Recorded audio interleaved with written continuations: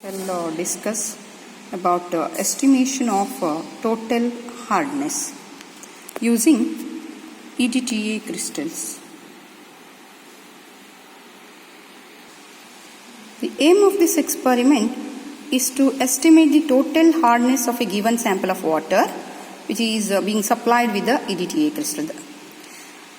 And hard water is a one which failed to give lather with the soap, as you know. And the soft water is a one which readily gives lather with the soap. Why the soft water gives easily, but why not hard water? Reason: the hard water usually contains soluble salts like bicarbonates, chlorides, sulfates of calcium and magnesium. So because of the presence of these soluble salt, combines or preferably combines with the soap, forming calcium or magnesium stearate. As you know, the soap contains mainly stearate, so potassium stearate or a sodium stearate. That sodium or a potassium stearates, preferably instead of giving a lather, it combine with these salts, soluble salts, forming a white color scum. So we can easily, or we usually classified into two categories: permanent hardness and temporary hardness.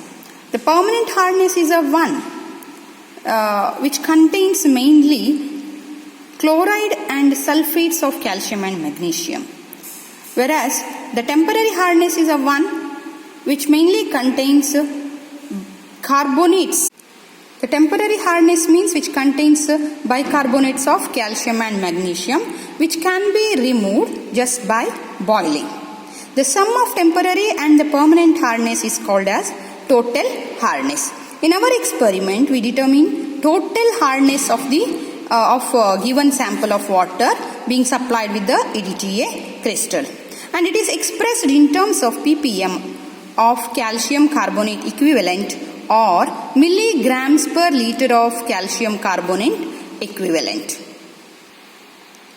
Here we use ethylene diamine tetraacetic acid as a reagent. Ethylene diamine tetraacetic acid is a hexadentate ligand. It can able to donate 6 pair of electron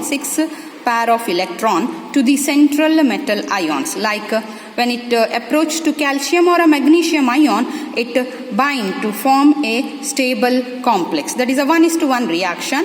It can able to donate a 6 pair of electron, and that's the nitrogen and the oxide ions are the donor ions observed in ethylene diamine tetraacetic acid. Instead of writing that big structure, we usually take it as a H4Y. This H4Y is less soluble in water.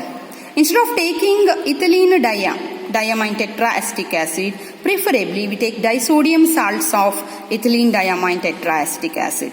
It readily soluble in water. So the disodium salts of EDTA is preferred over EDTA during estimation. So EDTA usually combines with the calcium and magnesium ion, forming calcium EDTA and magnesium EDTA complex. And during the progress of the reaction, we observe a continuous formation of H plus ion. As the H plus ion formed, the acidity of the solution increases, which in turn decreases the stability of calcium EDTA complex. There may be a splitting of calcium and EDTA complex. The addition of or the large excess of EDTA is needed, and we fail to get the accurate reading. So that's why the removal of H plus ion produced during the course of reaction increases the stability of the complex ion. It is usually achieved by the addition of a basic buffer, ammonium hydroxide, ammonium chloride, so we can able to maintain a pH of about 10. In this experiment, we use Eriochrome black tea is an indicator. It is a suitable indicator for this titration. It is a triprotic acid. Instead of writing that big structure, we usually write it as a H3D. That D is consisting of shows organic components. The eriochrome black tea is a triprotic acid which dissociate easily and forming a diprotic component. Further, the dissociation of diprotic acid into a monoprotic acid is usually a pH dependent, and it takes place in the pH range 7 to 10. As we already maintain a pH of about 10, so the H2, if the pH HD2 minus, if that is the indicator, if it exists in the pH range 10, it shows blue color. So the free indicator exhibit blue color. When this indicator combine with the calcium or a magnesium ion, so which present in the hard water, forming calcium indicator or a magnesium indicator complex, which is a red in color. So during the course of titration, the color change what we observed usually a red to. During titration, when EDTA is added to hard water, it complexes all the free calcium and magnesium ion. Then, when all free calcium and magnesium ion combine with EDTA, the addition of EDTA now combine with a less stable calcium EDTA or magnesium EDTA complex or indicator complex.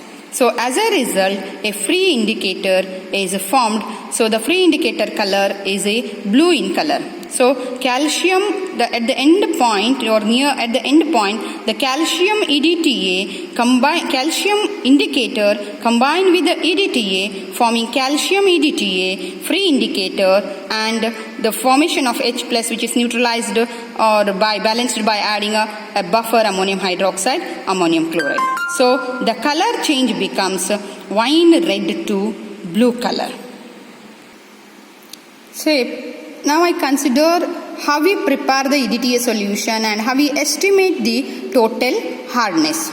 Say for the preparation of standard EDTA solution, you have to take a known quantity of EDTA crystal, disodium salts of EDTA crystal in a 250 ml standard flask, and then you add a little quantity of sodium hydroxide or ammonium hydroxide for easy dissolution.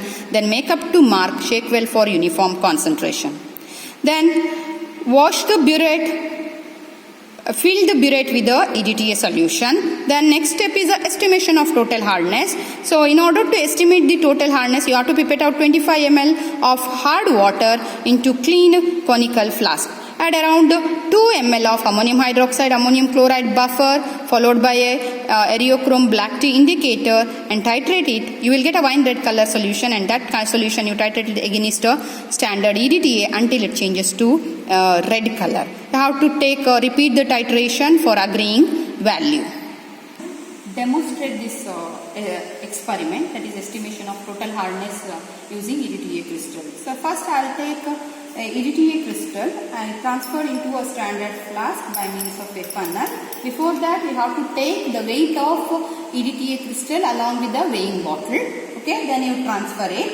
Okay, then again you take the weight of the weighing bottle. You can get the net weight of the EDTA crystal. The weight of EDTA crystal taken in the taken to prepare a 250 ml standard solution. Then you have to change this EDTA into disodium salts of EDTA. For that purpose, you have to introduce 2 normal NaOH. So here, if you use a 2 normal NaOH, you can use half test tube or 5 ml of NaOH is sufficient. So I will introduce around half test tube of sodium hydroxide. Okay. So the crystal completely should move into the standard flask. Okay. Then I will introduce little quantity of water.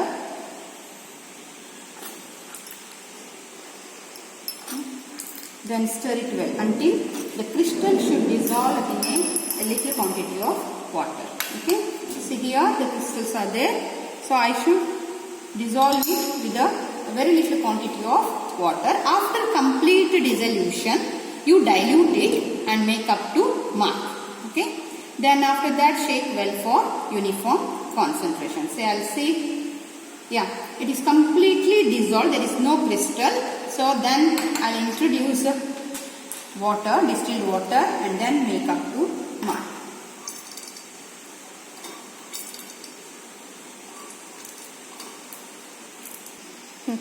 Then I should introduce water and make exactly up to mud.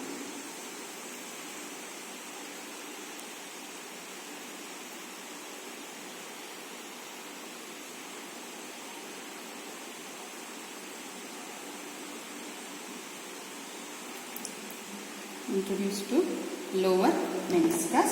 Okay, I introduce 250 ml of solvent. Then shake well for uniform concentration like this. Okay, how to make it to a 250 ml standard solution.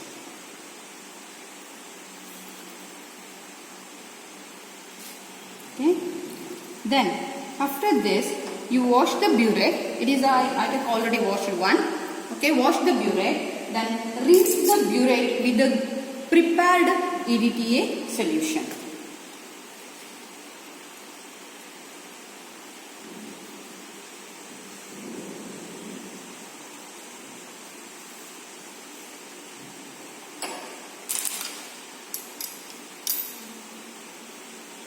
So I will introduce a very little quantity of EDTA, then rinse it properly.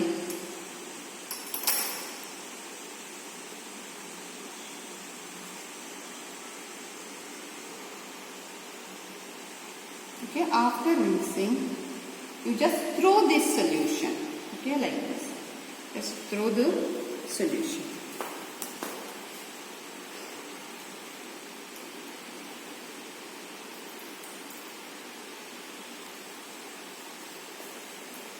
Then fill the burette. Take one initial reading.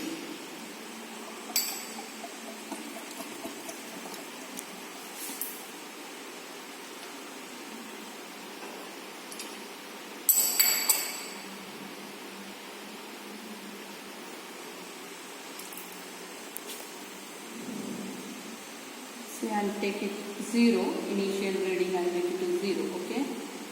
Then in keep cloth.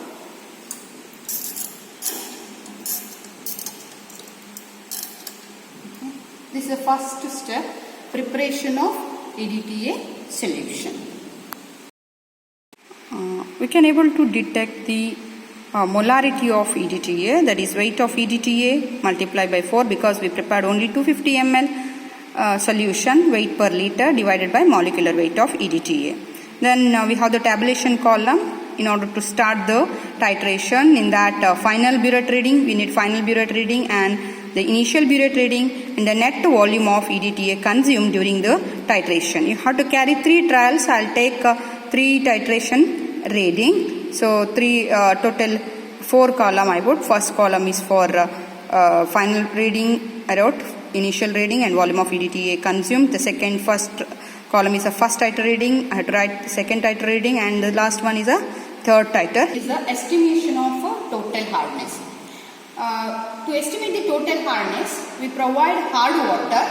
So you have to take a known quantity of hard water. Before you have to wash the pipette. Before pipetting up, you have to wash the pipette. Rinse the pipette with the given hard water solution. I'll rinse the pipette.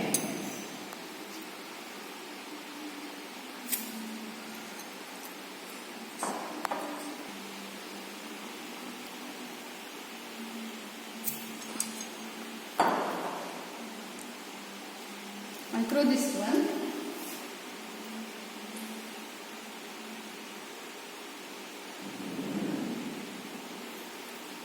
Now, and pipette 25 ml of hard water.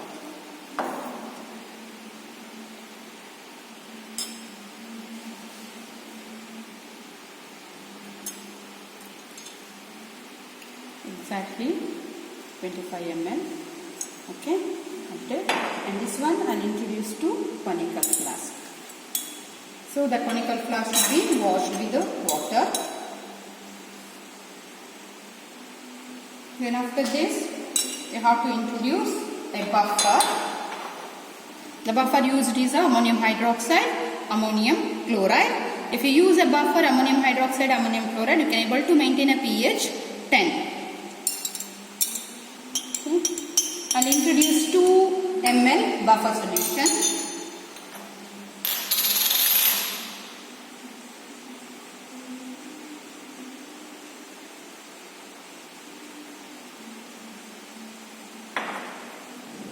Buffer solution, then 2 to 3 drops of indicator. It is a areochrome black tea indicator, triprotic acid. Now it exists like a diprotic acid. So when you introduce to the solution, it exists a monoprotic state. So it immediately form a calcium indicator complex. The calcium indicator complex is a wine red in color.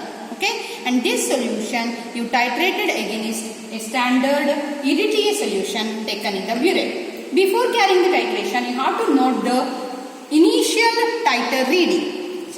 Initial burette reading. The initial burette reading of this titration take 0. Okay, so initial burette reading, I'll write it as a 0. Initial burette reading, I'll write 0.0. Okay, then I'll start the titration. I'll introduce EDTA solution. The first, the calcium and magnesium ion, free calcium and magnesium ion combined with the EDTA.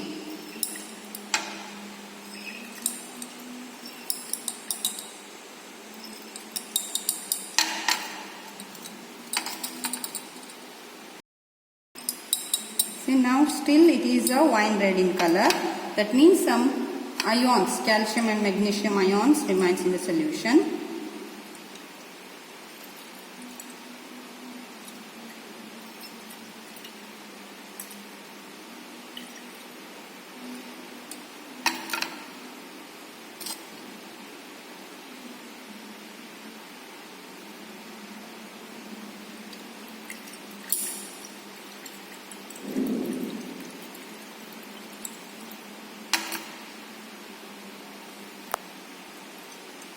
Near the end point,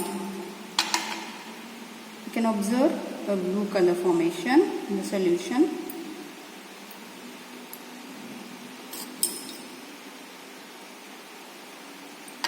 And now I will introduce drop wise. After each addition, you shake it well.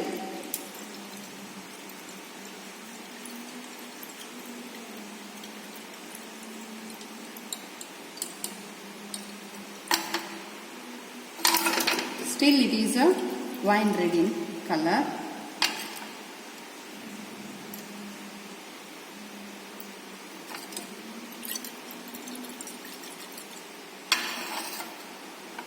Switching this to violet.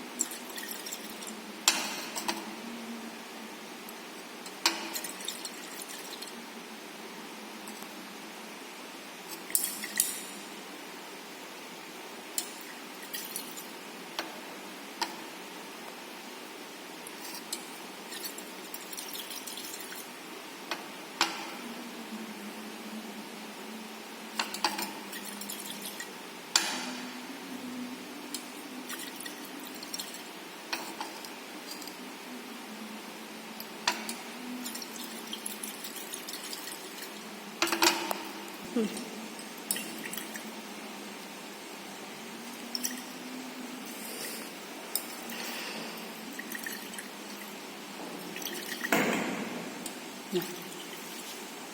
we'll add one drop, it will change to blue color. We'll introduce one drop. Next one. Yeah, changed into violet to blue color. Okay, this is the sharp end point. Okay, so the color change becomes wine red to blue. So this blue color is due to the liberation of free indicator. Okay, now I'll take the titer reading. So you have to take the titer reading, the final reading according to lower meniscus. Now it appears 17.6. The titer reading is a 17.6. Okay, so initial reading 0, final reading 17.6. I'll write it here. Final reading 17.6. So what is the volume of EDTA consumed? This is 17.6. Okay. I know the weight of the EDTA. Okay. So I can able to calculate the molarity of EDTA. Okay. 1000 ml of 1 molar EDTA usually contain 100 gram of calcium carbonate. Therefore, 17.6 ml of, so here we have to find out the molarity of m EDTA contains how many grams of calcium carbonate. From this X value, you can able to find out the total hardness. So the X gram of, the total hardness or the X gram of calcium carbonate equal to 100 into volume of EDTA 17.6 into molarity of EDTA. Here what we get, the answer divided by 1000. That is nothing but the total hardness, or in other words we can write it as a gram of calcium carbonate per 25 ml of hard water. You have to express total hardness in terms of milligram per liter or ppm of calcium carbonate. You know that 25 ml of hard water contains this much gram of calcium carbonate. Therefore, for 10 to the power 6 ml of hard water contains. So here, what the value X you got, you write it here, X into 10 to the power 6 by 25. That is nothing but the total hardness of a given sample of water. Thank you.